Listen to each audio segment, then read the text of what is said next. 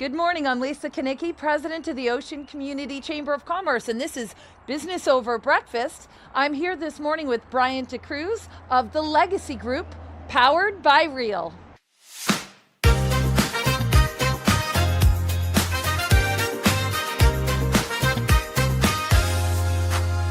Get out of bed, the business is calling, the coffee is ready. Wake up with the best, so wake up with the best. Business over breakfast with the Ocean Community. Business over breakfast with the Ocean Community.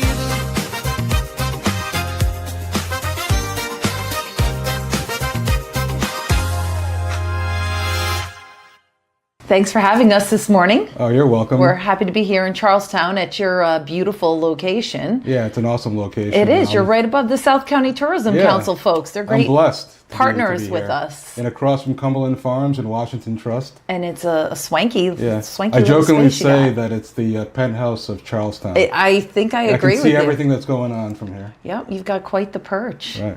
So on top of this amazing piece of real estate that you're lucky to be in, we're here to talk about real estate in general. And your background, how you got into it, why you're so passionate about it, and what's going on in the industry these days. Sure. I can. Why don't I start from the beginning? Yeah. How I got into the real estate business was I had hired a realtor by the name of Joe Dias. He was selling new construction in not South Kingstown, Richmond, Rhode Island, and working with him, he sold my house in North Providence within like 2.5 weeks. And he kept saying to me the whole time that, you should be in the real estate business. But I was like, Joe, I can't be in the real estate business because I have a young child. Evan was like, I think a year old at the time. Mm-hmm. And so I ended up building a house in Richmond with him. And during that time, I was living with my in-laws in Charlestown and looking for something to do in the evening. I decided to take the class and said, well, what's the worst case scenario? I'll learn something. I was working for American Par Conversion at the time. Unfortunately, my mother had been fighting breast cancer for a long time. From the time I was 16 till I was 29, she fought breast cancer. And I didn't realize that she wasn't going to beat it again like she beat it the first time. So I decided that American Par Conversion wouldn't give me a leave of absence at the time. So I quit and went full-time with real estate. Now, the beauty of that is that I ended up working with Joe. I was already licensed. I had 40 new construction homes to sell, brand new. Wow. Meaning I'm brand new to the business, but most people didn't know I was brand new. No. Because at the closings, they'd be like, oh, how long have you been doing this for? 3 weeks. It seems like forever is what I used to say. So I was blessed with that because also when folks had new construction homes, generally they're going to buy, they're usually step-up homes, and they generally had another home to sell. Now, they could have used their own agent to help them, but because I was the person doing most of the open houses in West Greenwich and Coventry, we developed a rapport, and they would ask me if I wouldn't mind helping them, and I would be like, of course I can help you. So that's Excellent. really how I got into the business, but the awesome thing is that my mother got to see me put some deals together before she passed away. So I'm sure she was very proud. That meant a lot to me. Oh, that's awesome. And sorry for your loss. I'm Thank sure you. that I was appreciate that. really It's been a long time. difficult thing to go through, Yeah. and you never really quite get over that. Yeah, and Lisa, that was 2003. Wow. So I've been in the business since 2003. I had a team in the very beginning after I was with Joe's team, because basically what I did is I showed up one day at Joe's office and said, hey, I guess I'm working with you now. And that's all it was. Surprise, I got my license. Yeah. This is what you inspired me to do. Now what? Well, one of the funniest things I remember saying to him one day, I said, it was at a listing, I believe it was Woonsocket. I said to him, I have good news and bad news. I said, good news is that I think I sold this condo. The bad news is I think someone stole our sign again. and I said, I have a third thing to say, and I said, I can't believe I get paid to do this. Aw. So that's kind of like if you always do the right thing, the business will follow. And owning property is the American dream in my mind. Absolutely. I know it's been a little bit more difficult for folks. Sure. But we can do what we can. We can help people set themselves up for success. Generational wealth is super important to me for people to understand that there are great statistics that if you own a home, you're going to end up with higher net worth overall.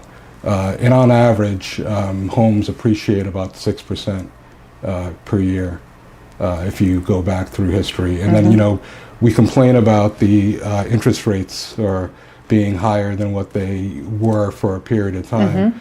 But they were real interest rates, but they were manipulated interest rates. And if you look at the 40-year average, the average is 7%. Yeah, real estate's solid. It's Right. a solid over time. Yep. It's proven to be a solid investment. Right. And I've worked with developers, and one particular developer told me two things. He said, when my grandfather, when my grandfather was alive, I remember sitting on his lap, and he told me two things. He goes, buy dirt and buy gold. And that's what he did. He was a jeweler by day in Oh, wow. Providence and a developer of buying dirt and developing neighborhoods in East Greenwich at the time. Wow. Well, the industry certainly changed over those 23 years. The It has. technology has changed, the way Yeah. you market it, the Right. way you reach your Yeah, customers. we used to, in the very beginning, we used to use those tri-fold kind of carbon paper where you would write out the offer and then you'd have to press down hard enough so it would go through all three copies. And then the other problem back then is that until you delivered or got the contracts executed, you didn't have a deal, and we'd be driving all over the place, my gosh. trying to get deals done. I remember sitting in someone's house at like midnight one time writing up an offer with Wow. them.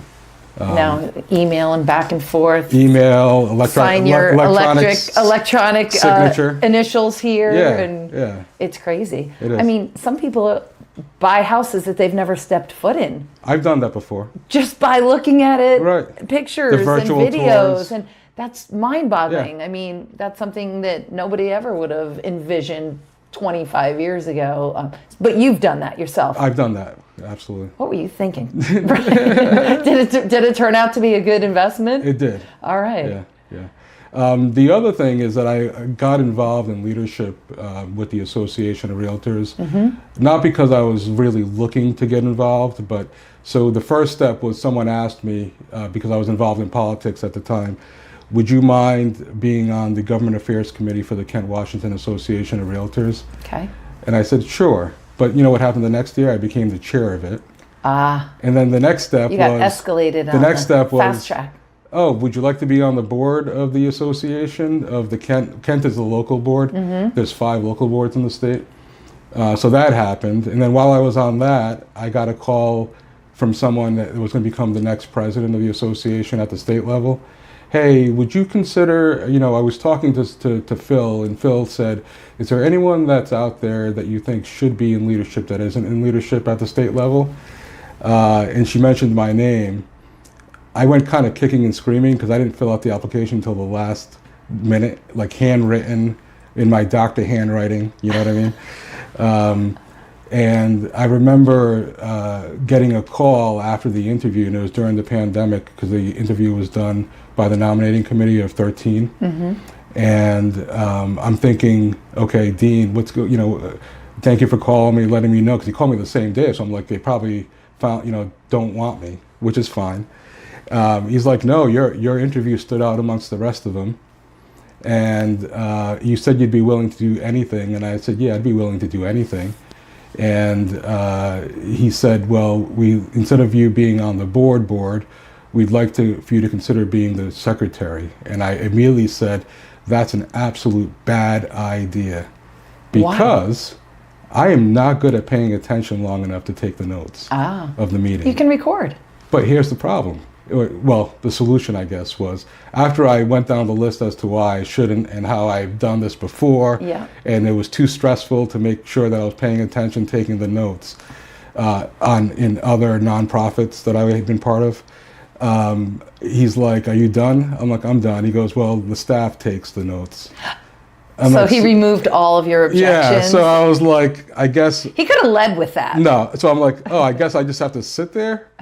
So that happened. So for a year, I was the secretary of the Rhode Island Association of Realtors. Next year, every year you had to interview unless you were an elect. Next year when I interviewed, they made me the president-elect. So I went from secretary to president-elect, and then all I had to do at that point was fulfill my year, and then I became the president in 2023. The interesting thing about that, and one of the reasons why I love real estate so much, is that my parents are from a country where they had no running water, no electricity, no indoor plumbing at the time when they came to the United States. I remember my parents being redlined, which is when people will say, well, you don't really want to buy here. And the beauty of it was I made that speech during my acceptance of the presidency for 2023. And in the 75 years of the Rhode Island Association of Realtors, I was the first person of color to be the president. Wow. So it was quite amazing. Kudos to you. Yeah. And kudos to you. And I also made a couple of things happen there.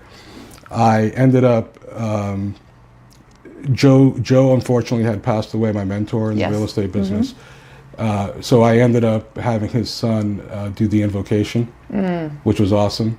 But I also made a contribution by getting everyone to donate to the Gloria Gemma Breast Cancer Foundation in honor of my mother. Fantastic. So that was also awesome at the same time. I was saying kudos to you, but kudos also to these people in your life that have come along and recognized your potential and have encouraged you. Yeah, Joe because sometimes, being one, we don't the see people on the real estate board. Right. These are people that saw something in you, and maybe even at the time you didn't see it in yourself, but they recognized it and they encouraged you. And Lisa, I would agree that I don't see it all the time. Well, I would hope after 23 years. I hope you're seeing it now. I'm starting to see it a little bit. I mean, you're very successful, so your reputation speaks for yourself. And I truly believe in giving back, and I volunteered. My ex-wife used to call me, you knew my ex-wife, she was on your board, used to call me the professional volunteer. There you go. There's worse things to be called than that. Right. And giving back in the community, pays dividends through the contacts that you make, through the networking, and that hopefully translates into. But it also fulfilled my heart. At Leads. The same time. I know. You volunteered at the Chamber of Commerce with us, loading wood for Riverglow and doing totally some other forgot stuff. about that. I don't. I never forget a volunteer. I never forget a volunteer. Yeah. So was I dressed like this when I was doing it? No, you look quite dapper. But yeah, I think you were in sweats that day. Yeah, we were probably. all kind of pretty grubby, but appropriate for the task at hand. Chamber work is not as glamorous as some people might think. We have a lot of behind the scenes stuff, and not everything with real estate's that glamorous too. You're dealing with all kinds of situations. We're all kinds of housing. We're a therapist. I'm the type of person that likes to find a solution to every problem. And I used to tell people in the very beginning that there's always a solution, you just might not like the solution. But I'll find you a solution. I've had clients who have bought multiple investment properties with me who have referred to me as the hawk, kind of circling above and, making things happen and staying on people to get, the financing done. Yeah. And I remember one time, a commercial lender came in. I think he was with Bank RI at the time. He was like, "It's you." You know what I mean? But it's not that I was being nice. I was just being overly persistent. Got it. Got it. And that's what you want when you hire someone. You want someone working for you. Yeah. You want someone to have your best interest. Absolutely. And to understand ethics. And because there's also sometimes in our life in the world, people that kind of work in the gray or don't have much ethics. I agree. And ethics is important. I would rather let someone down now than let them down later. Like, meaning if I feel strongly that it's someone that wants me to do something that I'm not comfortable with, we can part the relationship. That's fine. Sure. And and we can move on and hopefully remain friends. But there's certain things I am not going to do or jeopardize. Yep. I want to go to bed at night and sleep and not have to worry about anything. Sure. That's how I try to live my life. What is the biggest challenge right now for somebody interested in purchasing real estate? And South County? I would say it's the affordability, especially in South County. Also, the number of available units for sale is very difficult for folks because it limits selection. It's still a seller's market out there. We have 1.7 months of inventory. A balanced market is 6 months of inventory. Wow, So to give you that's a perspective. shocking data point. Yeah, and we had a really, and I think I was looking it up, for the last report that we put out as the Association of Realtors, there were 429 single-family home sales for the month of January in the state of Rhode Island. And that was the lowest amount in the last 11 years. Wow. I think 2015 was the last time it was that low. But certain things could have played into that, weather. Also, the True. other thing in terms of pending contracts, that's around 629 as of January for single families. And I'm just talking single families, not commercial, not residential, apartments, Yep. or even condominiums. There was a time also that multifamilies in Rhode Island just skyrocketed because you had a lot of investors buying multifamilies, and you're competing with people that are trying to buy their first home. Right. We did certain things, like when I was president, one of the things that we pushed for that has become popular, and I don't think many people know about it, is the auxiliary dwelling units. That allows you to... Family members. It doesn't have to be family members. Oh, okay. You just have to live in one of the units. You can Got either it. live in the auxiliary dwelling unit or in the main home, and you can rent out either or. Yeah. I mean, that's helping keep some people in their home. Absolutely. That might have had to otherwise look at other alternatives. Right. And then the other thing that we had over the last few years is that people were stuck. I can't say stuck. They kind of had the handcuffs on, because if you had a 2.5, a 3%, 3.5% mortgage rate, for you to go out and buy something else, You couldn't touch it. you could, but it doesn't make sense financially. Yeah, right. So, So- that was keeping you in place. Just Keeping you in because- place, right, but then not freeing up inventory. Right. Yeah. And the other thing, and I used to jokingly say that if I ever disappeared, it's going to be someone on a planning board or a zoning board that got rid of don't me. even. That got rid of me.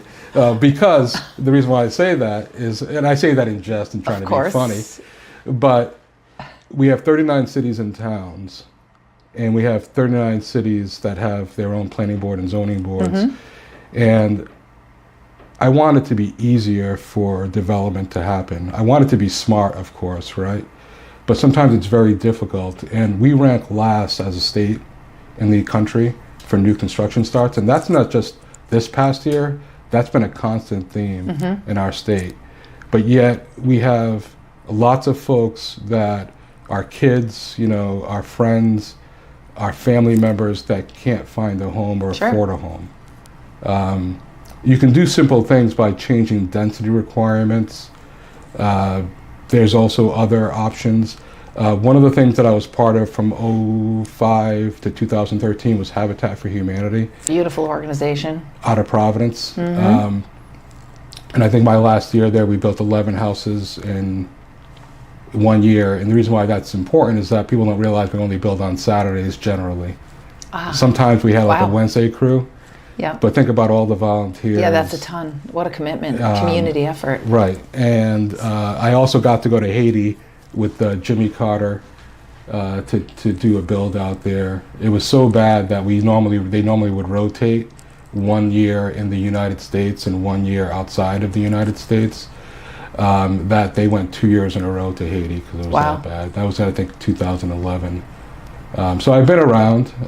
Some incredible experiences. Oh, What a absolutely. source of pride, too, though, Right. knowing that you're impacting people's lives Yeah, so we dramatically. built 100 houses in a week while we were there. Unreal. There were 640 of us. Wow. Yeah. That's and awesome. you know how I got to go? No. There was a woman who unfortunately passed away, who had seen Herman Deco, who was the executive director at the time, on TV, and said those folks do good things. She left us a donation that was unrestricted, Oh, wow. and by doing that, we could allocate money And by allocating money to Haiti at the time, it gave us 2 tickets Oh, wow. to go. And it came down at the end of the day that there were 3 of us that wanted to go. And I almost said to the other guy, why don't you go? Not a big deal. But and then I had a friend that said, you deserve to go just as much as he deserves to go. Because Herman was going regardless. So we only had one. So it got to the point where they were just going to take another staff member. So I said to the board president on the phone, I said, why don't you call Kevin up and see if he's willing for you to flip a coin? Oh, geez. So I went on, he flipped the coin. You won the coin flip. I won the coin flip over the telephone, so we had to trust that he flipped the coin. Oh, Do you my know what gosh. I mean? And I let Kevin call it. So That's that's how I ended up Faith. going. A little bit of faith there. Yeah.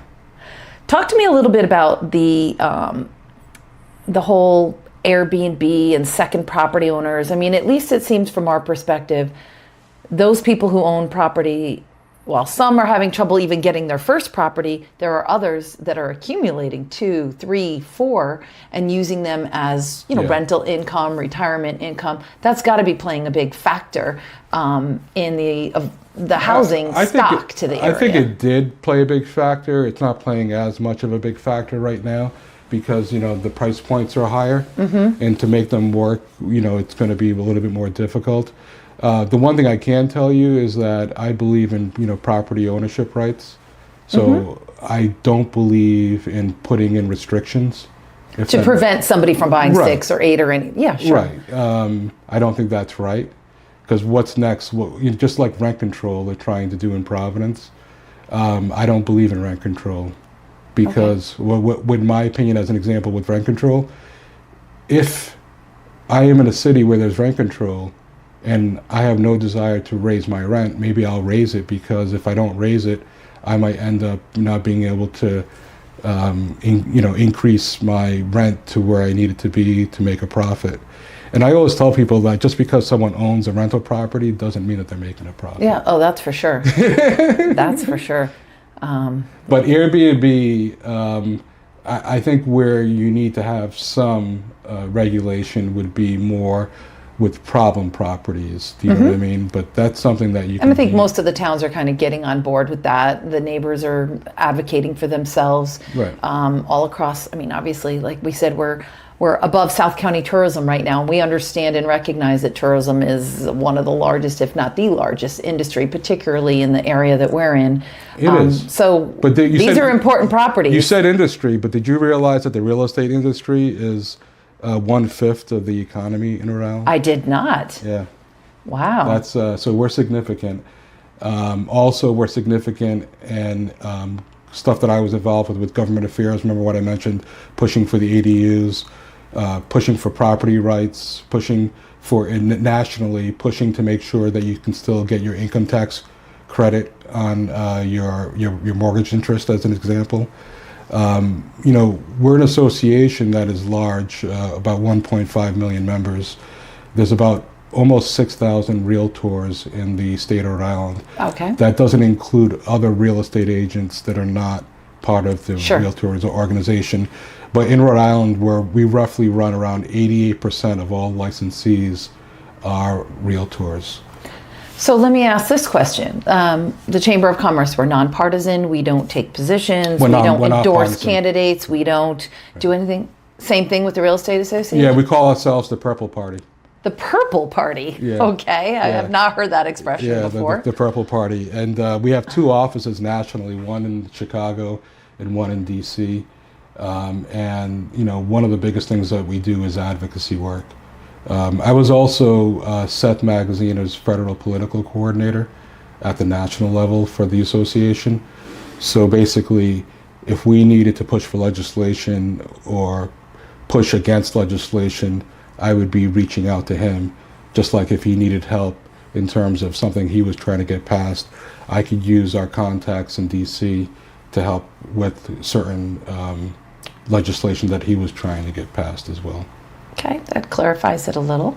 Yeah. Awesome. But that's also at the state level, because at the state level, we're also registered lobbyists, not all of us. See, that's the difference. The Chamber doesn't do any of that Yeah. kind of stuff. We are not lobbyists. We do not. we monitor legislation that we think will be good or bad for Yeah. any business industry, and then we'll share. This is a proposed bill. And then it's up to the business owner to go and decide if they want to take Now, a position and contact anyone. You have to remember, which actually people don't know, when we monitor bills, we have what is called in the state a bill tracker. Mm-hmm. Do you know how many bills got introduced? Oh, I can't even imagine. One year that I remembered, or one session, because it's sessions, 3,200. Yeah. How many see the light of day, though? Not many. I mean, a lot gets scuttled. Right, but at the same time, you have to go through all the bills. It's like a full-time job. And we have a full-time person, a government affairs director, that is their job is to monitor the bills. And then we also have had bills introduced as well. And there are bills that we fight. One in particular was the electrician law, where now for home inspections, home inspectors can't open the electrical box, which I don't agree with. It has to be a licensed electrician to open the electrical box. Okay. Because the electricians, the home inspectors, what they were doing was visual inspections. They weren't touching anything other than opening and looking for things like double taps or anything that's concerning. So my concern is now, are people going to not get their electrical boxes inspected? Because it's another added expense. It's another person that has to be scheduled. The important inspections are your physical, mechanical, which includes your electrical, your water quality, especially in the area that we live, in terms of well quality, but also production of the well in terms of how many gallons per minute, your septic inspections, and more importantly nowadays also, depending on properties, are going to be lead inspections as well.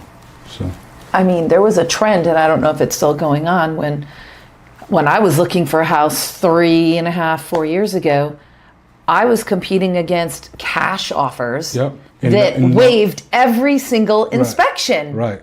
And you're just like throwing caution to the wind. You don't know what you're getting. And we recently had a part-time staff person join our team at the chamber. She moved here, bought a house from another state, sight unseen, no inspections, and she is paying for it now dearly. Yeah. Dearly. Not on one issue, on like 3 major expensive, stressful issues. So, I don't recommend anyone buy a home without a home inspection. There are people like myself who have bought homes like that way, with clients who are builders. I mean, I think it depends on their skill set. And if I walk through a property with a builder, they're generally kind of doing a quick inspection of their own. And they're deemed to be professionals.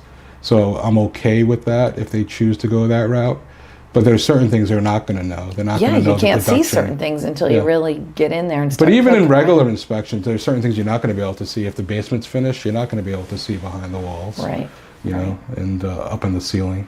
So that's one of your recommendations. Definitely get an inspection. Absolutely. If I was thinking about buying a home in 3 months or 4 months, what other advice would you give to people now who are thinking they're going to be entering the market in the next few months? What would you say to them? The first step would be to give me a call, and I would set them up with a lender to kind of see where their credit is, to see what they have in reserves, so that the lender can help them if there's an issue, rectify any issues on their credit, or at least explain to them, what is affordable and what is not. Just because you can get approved for a loan doesn't mean you should take out that loan. Good point. Because at the same time, you don't want to be house poor, meaning all of your money's going to your mortgage. So, I get it. So you got to figure out a lot of us don't budget, right? So we have to know approximately in our budget that we should have, what is a reasonable number that I can afford monthly. And then what people forget about, not just, is it the mortgage payment that includes your taxes and insurance, it's those other things. When you move Shoes into and a house- martinis. Yeah. I mean, but also from quality of life. From Gas to go in your car. yeah. Getting your roots colored. I do that all the time. I get my roots colored. Let's keep it real here. Right. I mean, but there's also can't other forget those things, like things. even simple things, like you might, like say you bought new construction as an example. Yeah. You're going to have to do window treatments or, shades. you're gonna have to buy some furniture. You know, you might not have the A furniture. little bit of anymore. landscaping, like all kinds of stuff comes. You know, oh my God, my oil bill is what? Do you know what I mean? Well, Or- don't ask that this month. So, you know, those are the things that we try to do. We try to educate, you know, our clients so that they make good decisions. Now, at the end of the day, I will give my clients advice. I will tell them what I believe they should do. But at the end of the day, it's their decision. Yeah, you're based going to off respect of- them. You want to sell a house, but clearly, this whole success for you is based on relationships. Right. You want people to be A good coming back experience. to you, you know, Say, talking he helped set me Yeah. up for the success. talking good about you, Yeah, not bad of course, about you. of course. Well, and you've got a lot of history of good karma, good credit, Right. good connections, and making See, speaking of making connections, people's dreams come true. that's one of my favorite things. One of my favorite things is when clients call me for advice, and it can be anything. Speaking of that, I had a client one time. They moved from Pittsburgh, I think it was, and one day they called me up and they're like, "Hey, we need an emergency contact at school for our kid. Would you mind being that person?" And I'm like, Is that on your business card here? I didn't see that as one of your services. I said, sure, why not? Or even simple things like, you know, people move in and, you know, somebody's pregnant or something like that, and they can't help move something. You're there helping them move, Aw. you know, something upstairs. That's just you that being they a good need. guy. Right. But as I get older, you know, it's good to know other people that you can hire and Yes. have come move stuff. Which You is know, 'cause back I- to your networking and the Right. different business groups that you've been a part Yeah. of. And I know you're a member of many chambers, Yeah. not just the Ocean Community Yeah. Chamber of Commerce. Southern Rhode Island and Charleston. We as well. love seeing you at the networking events, and I know, you know, I've seen you out in public supporting lots of our chamber members, restaurants, and Right. in and around town, and we appreciate it, and I know the other chambers do as well. So that speaks to the area that you really cover, specialize in. You know, what's your geographic area? If someone's like, I'm looking for a house in this, what would you define as the Well, area right that now you I'm serve? doing a deal in Warwick, but that's a past client and estate sale. I have some land that is for sale in Richmond that's currently under contract as well. I would say that if you asked me that when I was younger, you know, there's probably not anywhere in Rhode Island that I wouldn't go. But as I get older, I get smarter a little bit, and I would say all of Washington County, and I'm also licensed in Connecticut as well. Beautiful. Good information. You know, over the border, not too far into Connecticut, because at the end of the day, I don't want to be selling in a place that I don't know anything about. Right. It's not fair to that person. I would rather refer them. And that's the other thing. When we talk about powered by Real is my brokerage. The Legacy Group is a team that I'm creating within Real. Real has over 30,000 realtors Wow. in the United States that I can rely on. So if someone needs a referral in, say, Florida, Montana, California, I have people in my network. I also have people in my network that are just people that I know that are with other companies that I trust that I Sure. can refer as well. And what happens with that is they pay, and vice versa. If I need to, if I get a referral, I'm paying them a certain fee. Sure. And if I send them a referral, they're paying me a fee as well. And that's just how it works in Yeah, our that's business. the industry. Sure. Right. What haven't I asked you that's important for people to know? That I'm a caring person. I believe in people don't care what you know until they know that you care first. You know, I always try to do the right thing for my clients and in life. And I want to set people up for success and not failure. I think that comes through. You're a very sincere guy. It's been a pleasure to know you all these years. Yeah, it's been a long time. It has been a long time. Yeah, I think I met you in 2007, if I remember correctly. And I just have been so impressed with your community involvement, your commitment to your family, to your industry, to the chambers. You're all about being out there and helping other people. And I hope it comes back to you, 20-fold, because you're a great guy. Thank you. I so appreciate spending time with you this morning. And if people want to learn more about you, where you're located, how they can contact you, what's the best way for folks to get in touch with you? The easiest phone number is my office phone number. It's 401-216-4777. Email address is bryant@thelegacygroup.net, and the website is www.thelegacygroup.net. And there you have it, the Legacy Group, powered by Real. It's been a wonderful morning here with Bryant DeCruz. He's a great guy, an awesome member of the Ocean Community Chamber of Commerce. If you're in the need for a real estate transaction and a professional, think about Bryant. Give him a call. Thanks so much for tuning in today. Have a great day. Thank you, Lisa. Thanks.